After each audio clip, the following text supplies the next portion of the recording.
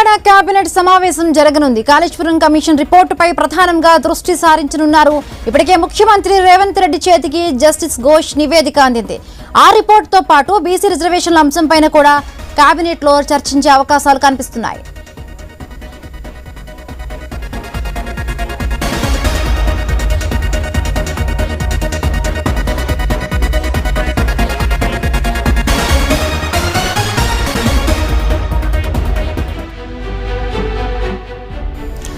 ఎల్లుండి తెలంగాణ కేబినెట్ సమావేశం జరగనుంది. కాళేశ్వరం కమిషన్ రిపోర్టుపై ప్రధానంగా కూడా దృష్టి సారించబోతున్నట్టుగా కూడా తెలుస్తోంది.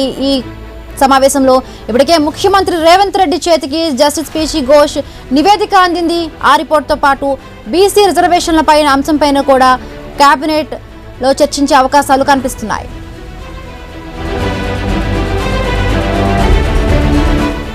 రైట్, మరిన్ని పూర్తి అప్డేట్స్ మా కరెస్పాండెంట్ ఎవెస్ స్వామి అందిస్తారు. స్వామి, హిమబిందు ఈ నెల 4వ తేదీన తెలంగాణ కేబినెట్ సమావేశం కాబోతుంది. ప్రధానంగా కాళేశ్వరం రిపోర్టు, అదేవిధంగా బీసీ రిజర్వేషన్ అంశంపైన దీనిపై చర్చించడం కోసం ఈ ప్రత్యేక సమావేశాన్ని ఏర్పాటు చేసినట్టు తెలుస్తుంది. ప్రతి నెల 2 సార్లు కేబినెట్ సమావేశం కావాలని చెప్పేసి ఇప్పటికే ప్రభుత్వం ఒక నిర్ణయానికి వచ్చింది. అందులో భాగంగా కీలక విషయాలపైన ఎవ్రీ మంత్ సమావేశం అవుతూ వాటికి సంబంధించిన విషయంలో ఏది పెండింగ్ లో ఉండకుండా చూసుకోవాలని చెప్పేసి ప్రయత్నం చేస్తుంది. ఇందులో భాగంగానే రీసెంట్ గా ఒకవైపు కాళేశ్వరం కమిషన్ మీద నియమించినటువంటి జస్టిస్ పిసి ఘోష్ నివేదిక ఇచ్చారు. కమిషన్ నివేదికను ఇప్పటికే ప్రభుత్వం స్వీకరించి దాన్ని నిన్న సాయంత్రం ముఖ్యమంత్రికి మంత్రులు బట్టి విక్రమార్క, ఉత్తమ్ కుమార్ రెడ్డి, పొంగులేటి శ్రీనివాస్ రెడ్డి ఒకవైపు సీఎంకి అందజేశారు. దీనికి సంబంధించి ఒక 3 సభ్యుల సబ్ కమిటీని ఏర్పాటు చేసి దీనికి సంబంధించిన విషయంలో పూర్తిగా అధ్యయనం చేసి ఒక రిపోర్టును ప్రభుత్వానికి ఇవ్వాలని చెప్పేసి కూడా ఇప్పటికే ఒకవైపు చెప్పడం జరిగింది. ప్రభుత్వానికి రిపోర్ట్ రావడంతో ఆ రిపోర్టుని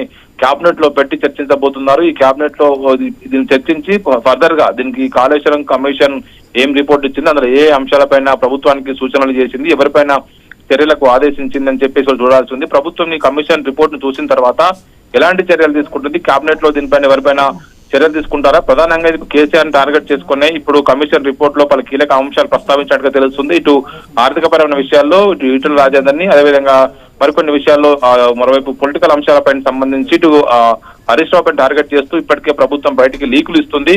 ఎవరిపైన ఇప్పుడు క్రిమినల్ చర్యలకు ప్రభుత్వం ఒకవైపు ఆదేశిస్తుందా, లేకపోతే మరొక సిఐడి ఎంక్వైరీ ఏమైనా చేస్తుందా అనేది కూడా చూడాల్సి ఉంది. దానికి తోడు బీసీ రిజర్వేషన్ అంశానికి సంబంధించి ఇప్పటికే బీసీ రిజర్వేషన్ల పైన బిల్లులన్నీ కూడా పెండింగ్ లో ఉన్నాయి. ఇప్పటికే ప్రభుత్వం ఆర్డినెన్స్ ఇచ్చింది. ఆర్డినెన్స్ కూడా గవర్నర్ జిష్ణుదేవ్ వర్మ కేంద్రానికి అటార్నీ జనరల్ పంపారు. వారికి సంబంధించినటువంటి న్యాయ సలహా కోసం అది అక్కడనే పెండింగ్ లో ఉంది. దీనికి తోడు కొనసాగుతుండగానే ఈ నెల 5, 6, 7 తేదీలో ఢిల్లీలో ధర్నా చేయాలని చెప్పేసి ఒకవైపు రాష్ట్ర కేబినెట్ మంత్రులు, ముఖ్యమంత్రితో సహా అందరూ ఢిల్లీ వెళ్లాలని చెప్పేసి నిర్ణయం తీసుకున్నారు. ఈ పరిస్థితుల నేపథ్యంలో బీసీ బిల్లుల విషయంలో ఎలా ముందుకెళ్లాలని సంబంధించి కూడా ప్రభుత్వం ఈసారి కేబినెట్ లో మరింత లోతుగా చర్చించే అవకాశం కనబడుతుంది. మొత్తానికైతే ఈ 2 అంశాలపైన చర్చించడం కోసం ఈ నెల 4వ తేదీన తెలంగాణ కేబినెట్ సమావేశం కాబోతున్నది. Himabindu, right, thank you Swamy, thanks for the updates.